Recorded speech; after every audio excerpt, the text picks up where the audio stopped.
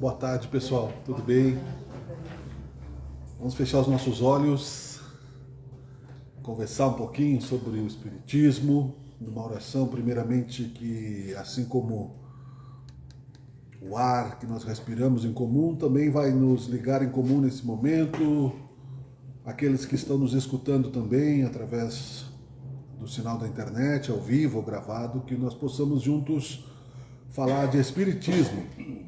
Te pedimos, Senhor Deus, que nos auxilie, que nos dê, Senhor Jesus, um pouco da Tua proteção e que nós possamos avançar um pouquinho mais nesse trabalho de compreensão cultural do Espiritismo e que ali adiante nós consigamos vencer o caminho da teoria e entrarmos na prática. Seja feita a Tua vontade, que assim seja.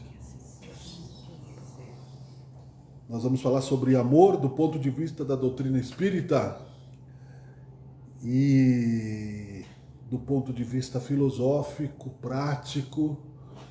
Nós temos muito a aprender ainda, mas aos pouquinhos nós vamos, repetindo e repetindo e repetindo, as experiências, até que elas se consolidam, elas se internalizam e nós passamos então a agir naturalmente. Como diz aqui o texto, e não por acaso, não existe acaso, existe a lei da atração no Espiritismo, compreendida, porque é uma lei de Deus, do universo todo. Quando disse que falaria sobre a face do amor, isso ontem, para o José, e eu encontro aqui o primeiro folhetim que a gente tem aqui à disposição para quem quer, a lei de amor, o futuro da humanidade. Eu vou só destacar um trechinho aqui que está entre aspas. Ensinam os espíritos que a lei natural é a lei de Deus, é a única verdadeira para a felicidade do homem. Indica-lhe o que deve fazer ou deixar de fazer, e ele só é infeliz quando dela se afasta. E a lei de Deus é a lei de amor. Amor que nós sempre dizemos que sentimos até com uma certa dose de futilidade quando alguns interesses podem estar envolvidos, Porque, como diz no Evangelho segundo o Espiritismo, nós podemos amar até coisas materiais, quando nosso espírito ainda está preso às ilusões da matéria. Amar o nosso automóvel, amar a nossa posição social, amar a nós mesmos é necessário, mas já a ponto de sermos egoístas e narcisistas, no sentido de que só conseguimos nos relacionar com os outros a partir do momento que recebemos servilidade, que recebemos elogios, que recebemos estímulos à vaidade. E ao contrário disso, nos exige muitas vezes posturas que não nos sentimos preparados para dar. Por isso, o Evangelho nos traz uma visão diferente de tempo e de espaço, para que nós possamos, aos poucos, internalizar a necessidade de amar de uma maneira que se transforme na nossa principal ferramenta de fé. Quando a gente tem fé, quando a gente acredita, a transformação não acontece de imediato. A natureza não dá saltos. Nós já aprendemos, resumidamente, que não podemos, sair do ponto A e chegarmos no ponto Z sem passarmos por toda a escala de desenvolvimento. Então, temos que ter paciência. Paciência que está também numa condição de compreensão do amor, porque ela significa caridade. A caridade também está num ponto de compreensão do amor, porque ela significa dar incondicionalmente um pouco de energia, seja material, seja espiritual. A caridade, que é um dos desdobramentos também do amor, junto com a humildade que nós precisamos aprender a ter depois de termos passado por tantas e tantas entradas e saídas do corpo físico, mergulhando na carne, vivendo as necessidades que nos faz nos movimentarmos na direção do infinito e recomeçarmos, quantas vezes for necessário, porque é preciso, amar com a virtude perfeita, como disse Jesus, sede perfeitos como Deus é perfeito. Nós somos imagens e semelhanças de Deus. E claro que parece tão bem costurada a palavra que não tem problema nenhum, seja para o espírita, principalmente, que aceita a reencarnação, ou para aquele que vive nos mosteiros, que não vive no dia a dia, das tentações e das traições e dos desapegos necessários e das instabilidades. Por isso que nós precisamos então entender a mensagem de Jesus com detalhes importantes para que a nossa fé se fortaleça na direção do amor, na face do perdão. A face do amor, primeiramente, não é quando Jesus disse dar a outra face, é a renúncia à vingança. A justiça é de Deus. A justiça divina dá a cada um segundo as suas obras e nada que ninguém faça está oculto do pensamento de Deus que nos criou. Não importa quem seja a criatura viva, consciente ou inconsciente, todos têm a sua trajetória espiritual. Nós fomos criados, individualizados, depois de milhares e milhares de anos passando pelos reinos inferiores da natureza. Chegamos à consciência que nos oportuniza o livre-arbítrio, que significa a escolha entre o bem e o mal, entre o erro e o acerto, entre a velocidade relativa que eu posso imprimir no meu progresso, entre os caminhos que eu vou trilhar para chegar a polir a minha luz, a centelha divina que jamais me abandona, porque ela é incorruptível. E, a partir disso, é claro que com a estruturação do nosso eu, que chamam ego, nós cometemos algumas infrações na lei de causa e efeito que nos levam, então, a ter alguns problemas naturais, não é? Que a justiça divina nos traz para a consciência através dos impedimentos, da restrição de algumas liberdades, do atraso de alguns sonhos que nós gostaríamos de ter, das perdas, às vezes, das coisas que nós mais estimamos. Detalhes todos que Jesus colocou, por exemplo, não é? Aonde está o teu tesouro, aí está o teu coração. Então ele dizia que nós deveríamos construir tesouros no céu, aonde não há ferrugem, não há roubo, não há perda. Que nós deveríamos construir uns castelos na solidez da imortalidade da alma, não é? Nos libertando do prejuízo aos nossos semelhantes, porque a areia, ela é facilmente removida pela onda e o castelo de areia não tem base, não tem estrutura. Jesus nos dizia também, no sentido de termos, além da prudência de entrarmos no mundo material, com a certeza de que mais cedo ou mais tarde nós sairemos dele, e isso era dito aos primeiros cristãos, a gente sempre repete, não é uma novidade do Espiritismo, é uma lembrança daquilo que foi retirado da cultura do Cristo através das recortes e das distorções das religiões, para que a nossa paciência fosse ressaltada, que nós deveríamos viver a cada dia o seu mal, a cada dia a sua necessidade. Ele citou a parábola do olhar os lírios do campo, não é que devíamos também nos comparar aos pássaros, aos lírios que Deus ama, que Deus veste, que Deus alimenta, e que não deveríamos nos preocupar exageradamente, não é, com o que vai comer, com o que vai vestir, com o dia de amanhã, porque nem sabemos se vamos cruzar, não é, à noite, como o exemplo, do homem que teve uma grande colheita, estava feliz no seu celeiro e desencarnou e não conseguiu atravessar, não é, nenhuma dimensão com as suas conquistas materiais. Tudo isso está no contexto das angústias atuais que nós estamos vivendo, nesta realidade de provas e expiações de um mundo em transição planetária, aonde a psicosfera, que se diz, não é? A psicosfera é o ar igual, a energia igual num planeta único, o Sol que nos ilumina é o mesmo, em todo o planeta. O ar que nós respiramos aqui, que sai dos nossos pulmões, ele pode viajar pelo espaço, não é? E chegar lá no outro lado e ser absorvido lá pelo irmão muçulmano, não é? E assim o efeito borboleta do pó, viemos ao pó, voltaremos, porque o mundo é um só. Estamos enfrentando, sim, a psicosfera do medo da transição planetária, aonde, né, seja por ironia, seja por omissão, seja, né, por inconsciência, as pessoas estão tensas com a questão, não é, deste momento onde aparentemente, né, a guerra se instala e o mais forte acaba novamente, né, oprimindo o mais fraco.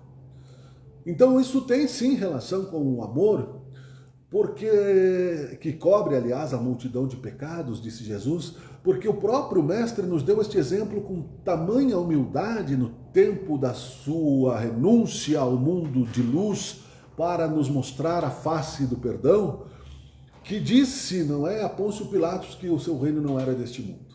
Pilatos, eu repito, né, porque essas compreensões se expandem além da nossa própria, perguntou a Jesus, que foi ao centro daquele mundo que estava contaminado por todas as coisas que nós temos hoje, que era a vaidade religiosa, através, né, do sinédrio, aonde havia, né, muita bajulação e muita profecia falsa, aonde haviam recortes teóricos da lei da reencarnação que foi retirada da doutrina daqueles hebreus, sendo que no Velho Testamento Moisés já sabia muitas coisas que aconteciam no mundo espiritual e a mediunidade já era comum aos hebreus também. Portanto, já se tinha notícias do mundo espiritual, já se sabia que a vida continuava. Os sacerdotes egípcios também, e mais atrás, se fôssemos chegar a outras civilizações que passaram pelo planeta, o contato com o mundo espiritual é mais comum do que se possa imaginar. Mas que foi, né, a partir de uma percepção que era um poder administrável pelo medo, recortado então da liberdade de expressão dos religiosos, que seguiam então sacerdotes corruptos, na maior parte do tempo, que se diziam, né, privilegiados no contato com o poder superior, seja ele qual fosse.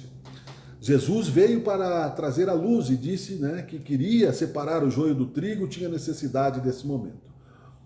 E, portanto, né, em meio a uma tempestade de egos, o poder material do Império Romano estabelecido, a insegurança política do Pôncio Pilatos, que queria, né, um equilíbrio religioso e estatal, para que pudesse continuar com seus lucros. E a omissão, né, do povo que vivia ao sabor dos ventos e não se buscava a si mesmo, não é? O julgamento de Jesus foi comprado, então, primeiro foi feito injustamente na madrugada, quando era contra as regras do Sinédrio.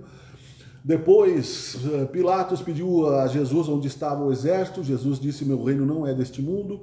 Os irmãos Trovão, não é, conhecidos, não é, como João e Tiago, não é, uma das reencarnações, segundo o Geraldinho de Chico Xavier, queriam, né, que Jesus fulminasse aquele povo corrupto, cruel, e Jesus mandava que eles baixassem a espada, como fez para Pedro, não é, quando Pedro cortou a orelha do soldado e disse, guarda a tua espada, Pedro, porque quem com ferro fere, com ferro será ferido.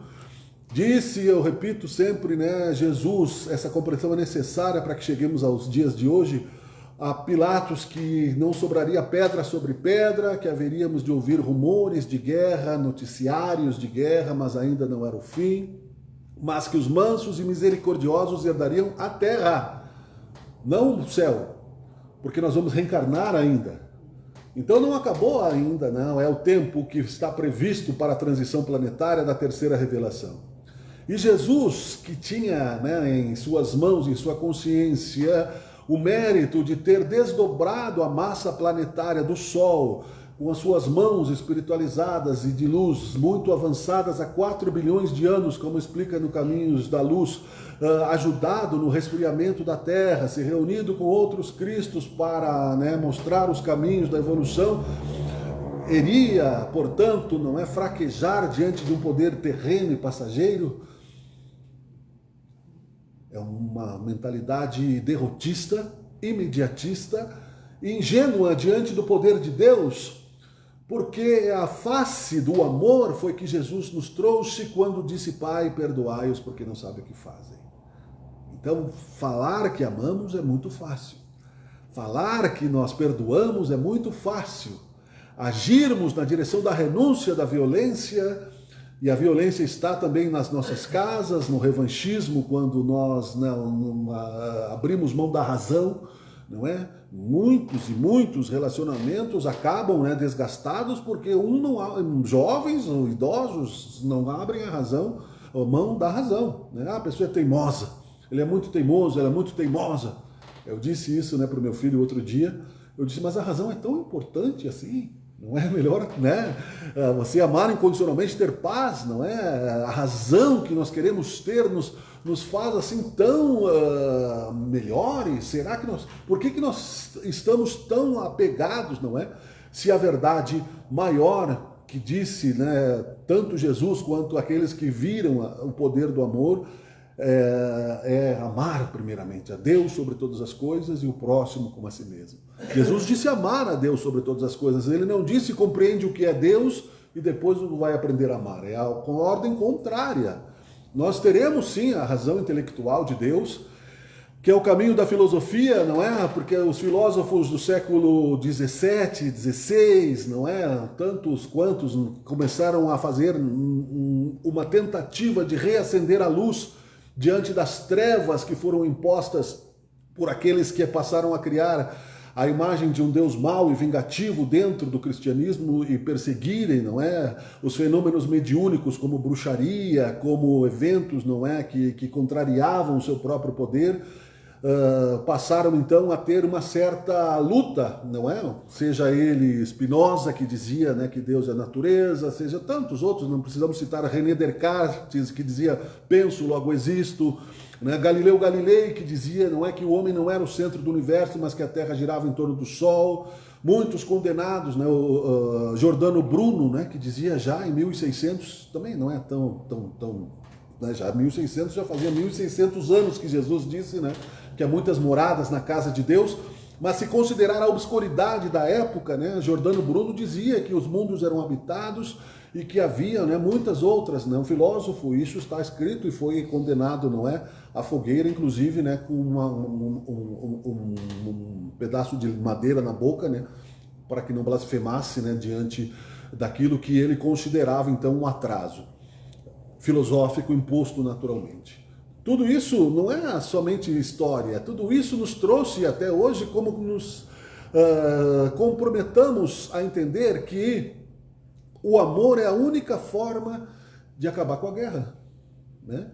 E como nós respiramos o mesmo oxigênio, a mesma ofensa que eu carrego no meu coração intimamente, pensando mal do meu semelhante, invejando o meu vizinho, disfarçando, não é, os meus ciúmes, trazendo para mim a angústia de achar que eu sou vítima do destino, blasfemando no trânsito porque eu acho que a outra pessoa não está ouvindo e tendo, né, todas aquelas questões inferiores dos pensamentos ruins, me levam, né, a participar deste lodo espiritual.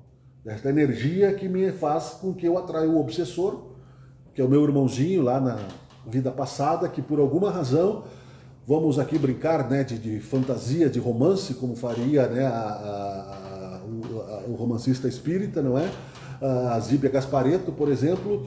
Estou eu aqui hoje numa guerra, né, achando que estou injustiçado, e enfrentando dificuldades profissionais, sofrendo, né, traições do trabalho, quando, né, aquele hoje que prospera, que tem uma empresa que me dá emprego, era o meu escravo na outra encarnação. E eu fiz muito mal. Né? Ou ele está no plano espiritual ainda, né? Porque nós vivemos a vibração daqueles que morreram na Segunda Guerra Mundial, ainda sem saber que morreram, porque o Espiritismo explica que o tempo no plano espiritual passa de uma outra maneira e nós podemos ficar mais de séculos envolvidos no ódio, no rancor e nos sentimentos, não é, de vingança. E vê então esse soldado, a visão clara daquele que o matou naquele momento, em 1945, reencarnado, vivendo aparentemente em paz, tentando ser feliz, não é? E obsidia, busca a vingança, busca o enlouquecimento.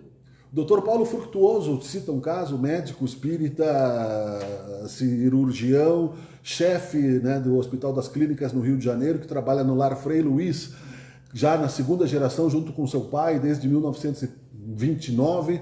Ele hoje tem 60 e tantos anos, escreve muitos livros, conta um caso de que um jovem colega de medicina, em 1970, passava por um sério caso de obsessão e enlouquecimento, e era um gênio, porque você não consegue passar no vestibular de medicina assim com certa facilidade, e via-se esse irmão, então, não é, diante de uma angústia do seu pai, que era médico e que não conseguia controlar a lucidez do filho, e o Dr. Paulo foi convidado, né, a ajudá-lo.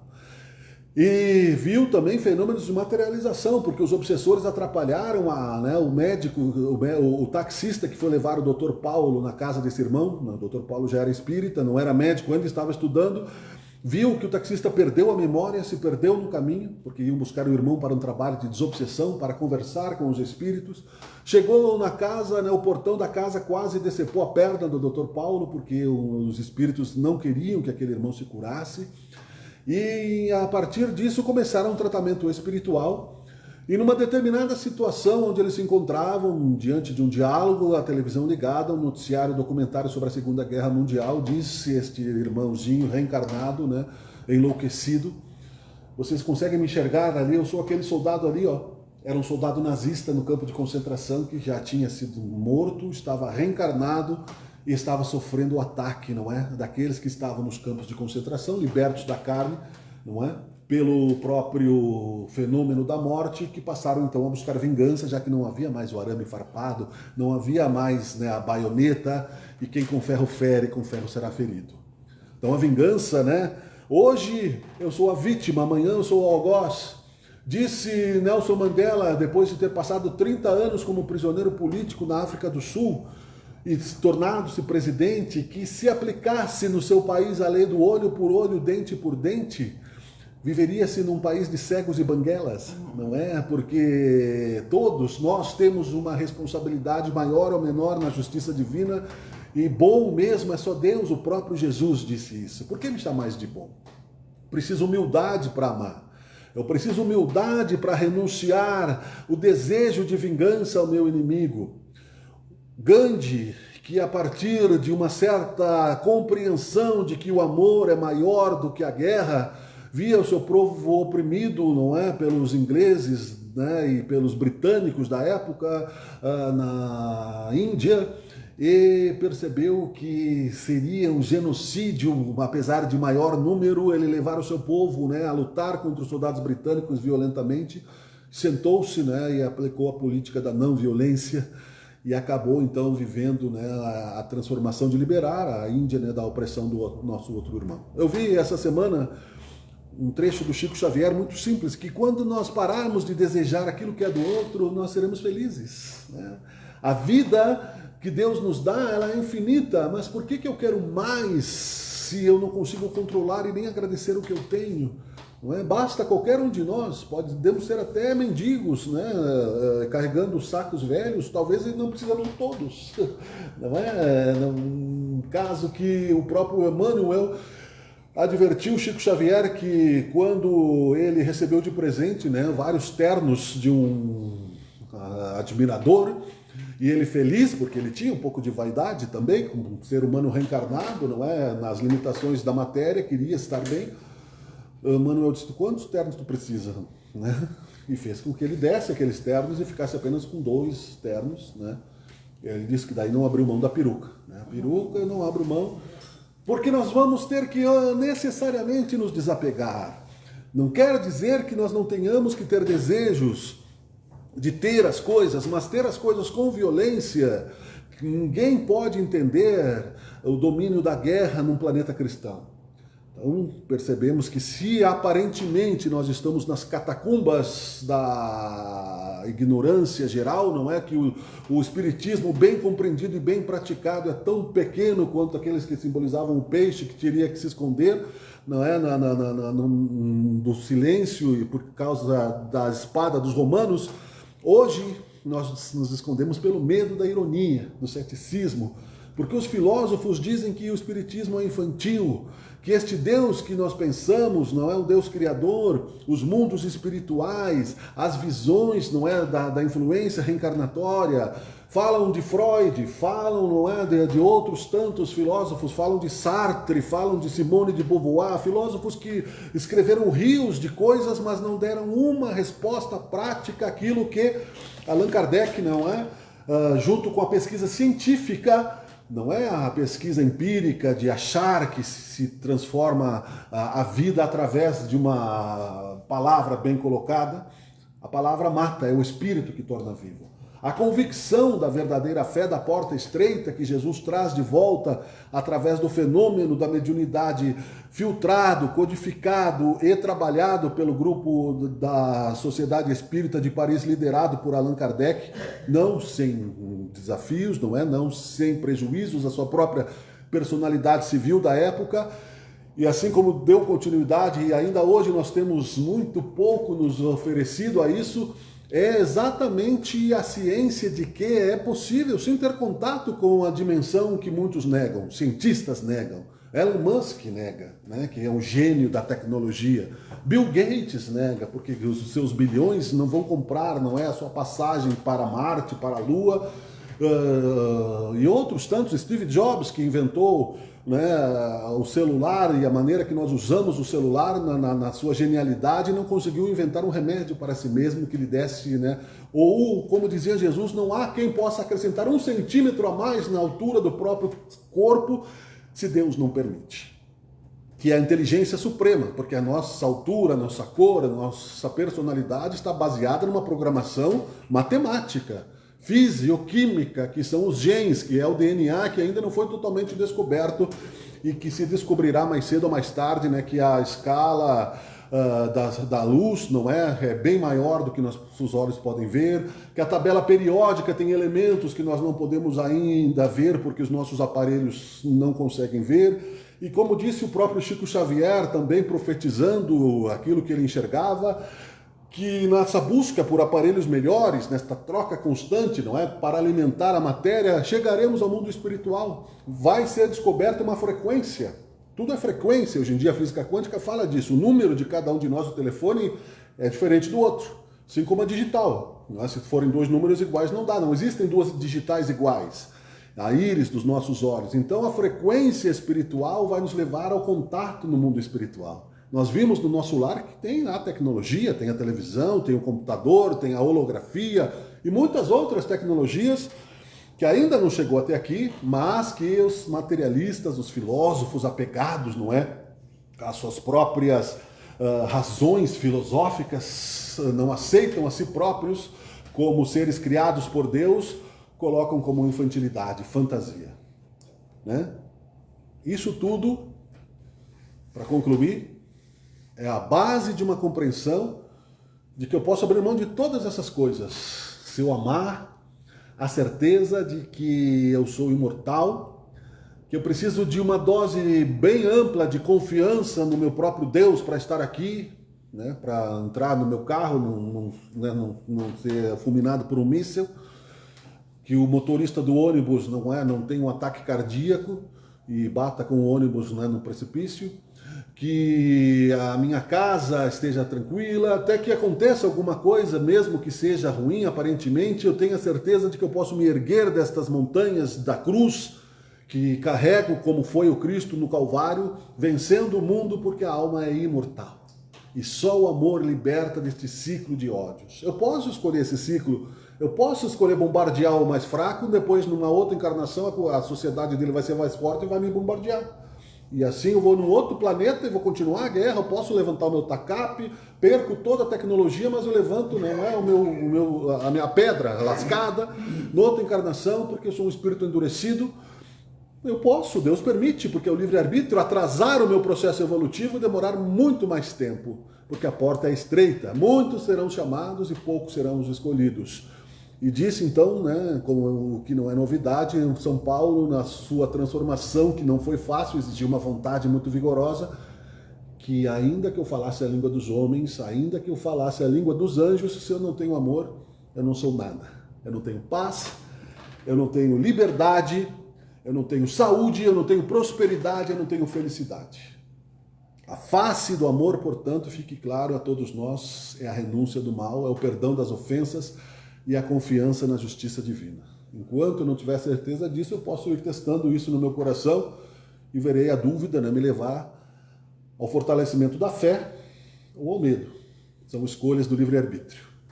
Eu agradeço a atenção, eu espero que eu tenha conseguido trazer um pouco do contexto necessário para que nós saibamos, que através disso o próprio Espiritismo se coloca na visão solidária com Jesus, com Gandhi, com Nelson Mandela, com outros tantos que renunciaram à violência pelo amor. Somos, portanto, felizes por acreditar na certeza da bondade divina, sabendo que a pena de morte não pode ser imposta por um ser humano e que a vida pertence somente a Deus.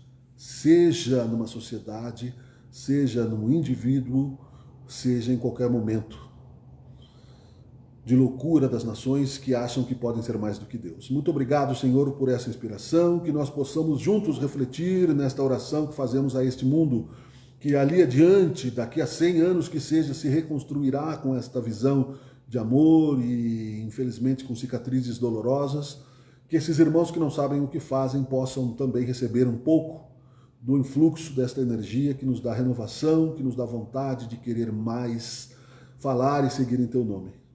Muito obrigado e que assim seja. Obrigado.